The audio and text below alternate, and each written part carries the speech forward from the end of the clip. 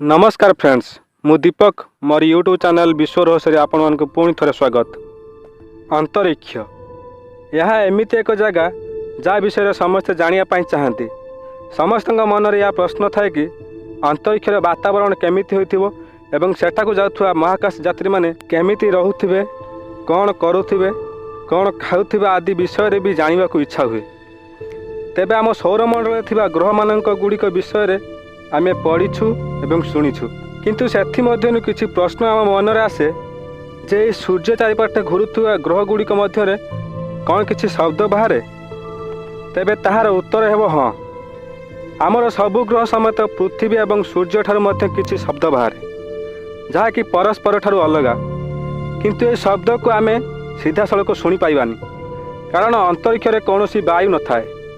आउ आमे जानिछे कि बिना वायु रे कौनसी शब्द को शुणिबा असंभव अटे, किंतु अंतरिक्ष रे शब्द गुड़िक इलेक्ट्रोमैग्नेटिक वेव्स अर्थात वैद्युतिक चुंबकीय तरंग रूप में चालित होता है। तेणु वैज्ञानिक माने ताहाको आधुनिक जंत्र द्वारा रेकर्ड करी मेकानिकल वेव्स बा अंतरिक्ष ध्वनि तरंग रे परिवर्तन करिथांती। तापर ही आमे ताहाको शुणी पारू। आउ ए शब्द को शुणिले लागिबो कई जणे व्यक्ति रागी जाए जोरे चित्कार करुछि। तेबे चलतु आज जानिबा सौरमंडल में घुरी बुलुथुवा ग्रह गुड़िकर शब्द आमर यही चैनल विश्व रहस्य रे।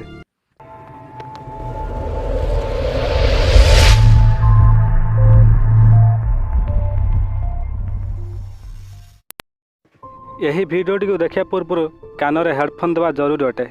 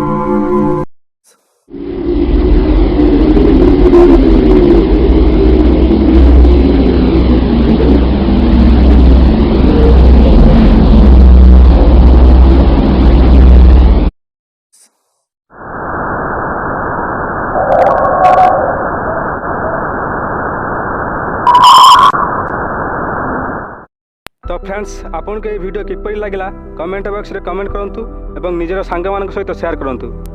आहु एपरि इंटरेस्टिंग वीडियो देखा आम चैनल विश्व रहस्य को सब्सक्राइब करंतु एवं पाखरे थिबा बेल आइकन को दबाई दियंतु।